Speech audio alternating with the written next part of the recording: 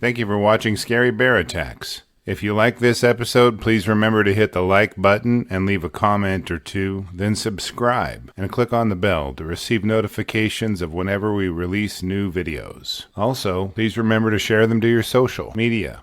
Welcome back to Scary Bear Attacks. Today's episode takes us to the stormy and challenging environs of Kodiak Island, just off of Alaska's central coast. There is a ridge of mountains that divides Kodiak Island, creating remote and isolating places for giant bears to grow without interference from people. The city of Kodiak is located on the far eastern end of the island and has some modern amenities there. It is a growing town and a difficult place to grow. About 10 miles southwest of town is a rural development along Bell's Flats Road near Woman's Bay. This small collection of houses are set out on a series of acreages, granting neighbors privacy and seclusion. Meanwhile, just outside all of their front doors, Kodiak Bears fish, hunt, browse, and carry on with their normal lives among the alder bushes that cover this area. Chris Heilman was an officer on the Coast Guard's tactical law enforcement team while serving in Miami, Florida. While visiting Kodiak in 2013, he promised himself that he would retire here, and shortly thereafter fulfilled that promise. It is the smallest of small towns, featuring one restaurant and one little store. It is the kind of place where, when you eat out, you certainly can't afford to complain if you don't like the food or service. Heilman states that living in Alaska, you have to get used to bears.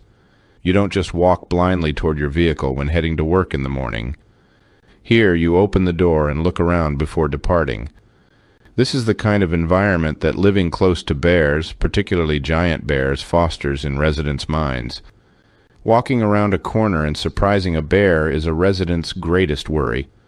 Heilman says that if you put a brisket in the smoker and wheel it into your garage, the giant bears on Kodiak Island will rip your entire garage door off to get at it.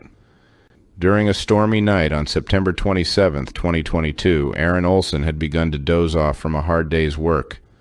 He and his family lived 5 doors down from Chris Heilman's house on Bell's Flat Road. He typically went to bed around midnight, but by 10 was nodding off on the couch. Maribel, his pregnant wife, and 5 of his 6 kids were already asleep in their beds. His typical routine, locking all the doors and turning on the porch lights before heading up to bed, but this time he was too groggy. He stumbled his way upstairs and collapsed in his bed.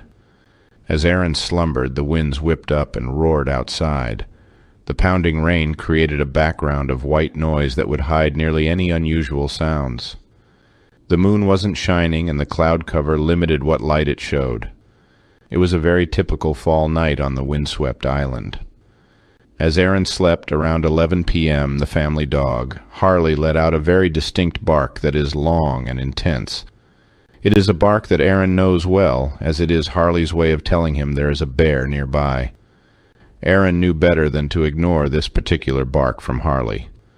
He leapt to his feet and grabbed his home defense pistol. It was a Taurus Judge, which is a revolver which allows the user to load either 410 shotgun ammo or 45 revolver pistol ammunition in it.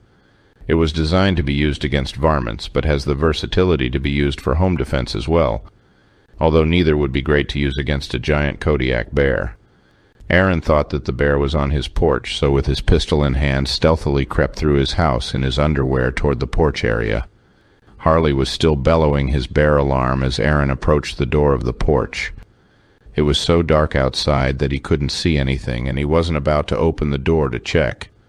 As he considered his options, he could hear Maribel say, "Baby, there is a bear," from their bedroom. As he turned to look at the bedroom door he had just walked through, his vision was filled with one of the most massive brown bears he had ever seen. The bear was smelling the air coming from Aaron's bedroom and staring down Maribel. To get to where the bear was, he would have had to walk in through the front door, through the living room and kitchen, walk right past the fried chicken leftovers on the counter, and stop in front of the washing machine. As it entered, it had somehow bumped the front door closed behind it, preventing it from departing. This bear had crossed too many lines for Aaron to do anything but shoot it. He knew he had to take a good shot on the bear and couldn't afford to miss with so many of his family members in the house. 2 of his children were sleeping just around the corner from where the bear was now standing, making Aaron's decision complicated, to say the least. As Aaron began to squeeze the trigger, he aimed at the bear's shoulder but couldn't see its head. This bear was out of scale in the hallway of Aaron's family home, but somehow managed to turn around and try to get out the same way it came in. It headed back toward the front door, with Aaron and his pistol right behind it. Like some scene out of a Western movie, Aaron followed the bear while firing his pistol at it. He not only assailed the bear with bullets, but with cuss words, and he yelled at it to get out of his house. He states he was not afraid at this point, just extremely angry. The giant bear had fled back along its initial path and had entered the Arctic entry to the home. This is basically a room separated from the outside entrance to give a buffer from outside temperatures entering the home. Most families put coats, shoes, or other storage goods there. The bear was stuck in a room measuring 8 feet by 8 feet, which either dimension was smaller than the bear on all fours.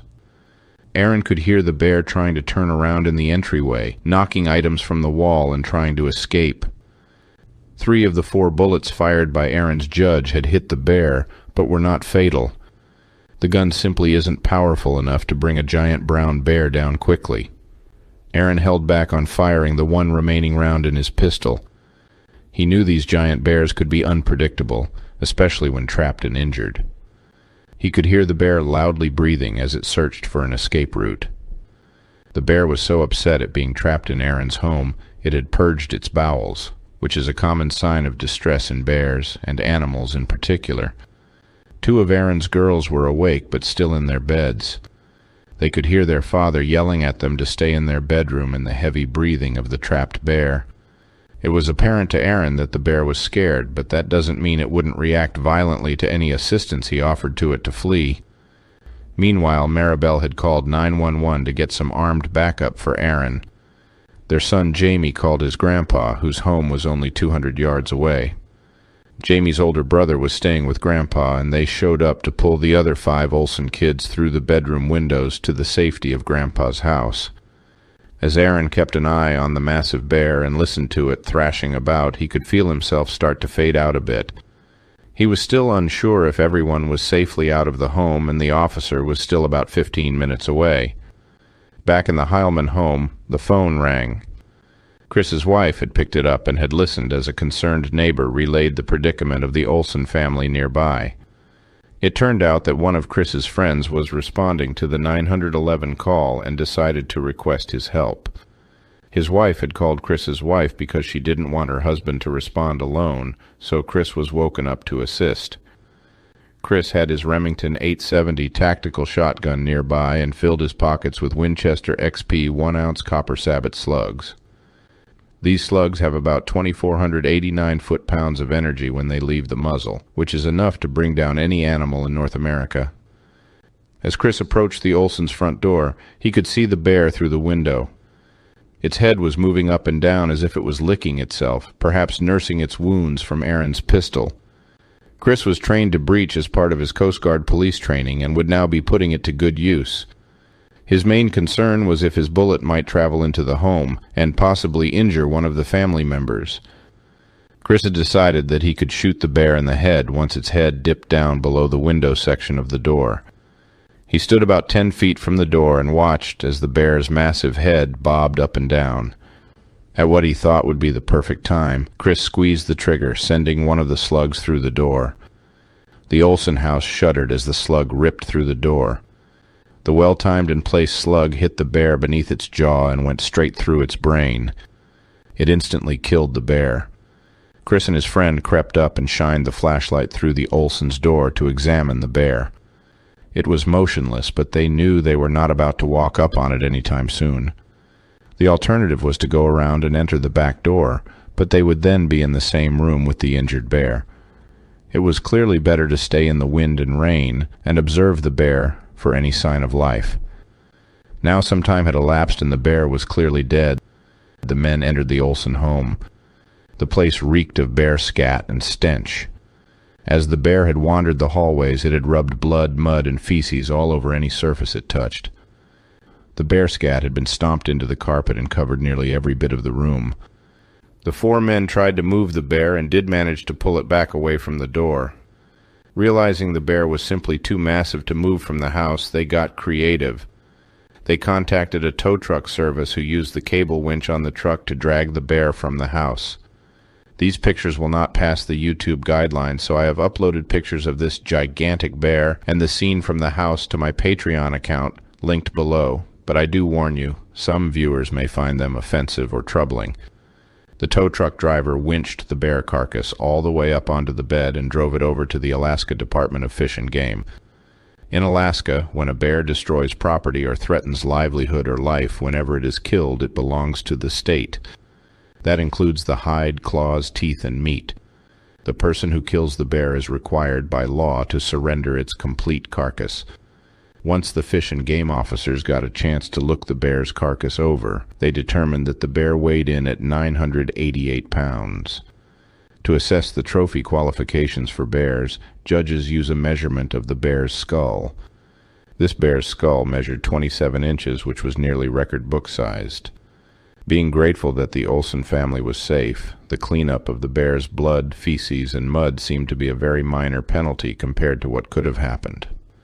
Aaron stated that the bear seemed sort of graceful while in the home, given he didn't even knock a picture off the wall. Apparently the adrenaline involved in this bear encounter did something to Aaron, as he now plans to go bear hunting and get a bearskin rug. He has purchased a 12-gauge Benelli M4 shotgun and registered as a bear hunter. He says he doesn't want to hunt bears in his living room ever again, especially since he had to surrender the hide. Now he plans to adorn his living room with a bear hide taken from the woods. It is estimated that there are 3,500 brown bears living on Kodiak Island. There are about 180 brown bears harvested on Kodiak Island each year. Over the past 75 years, there has been only one fatal bear attack on Kodiak Island. After reviewing the details of this incident, I am left with a few questions for you. Do you think that the bear would have left on its own if it hadn't bumped the front door shut on itself? Why do you think there are so few human fatalities from bear attacks on Kodiak Island? Did you look at the pictures of the massive bear on Patreon? How do you think you could escape such a creature? I look forward to reading your responses, so please post them in the comments section below and let's talk about it. Thank you for watching Scary Bear Attacks. If you've enjoyed this episode, please consider clicking on the like button and clicking on the bell icon. We'll help you know when we post our new episodes. Posting our video links to your social media profiles furthers awareness, and it's fun. We slashed our prices in our merch store, linked below, so check out the bargains there while you shop. As a member of our human community, remember to adventure bravely and be careful out there, especially in bear country.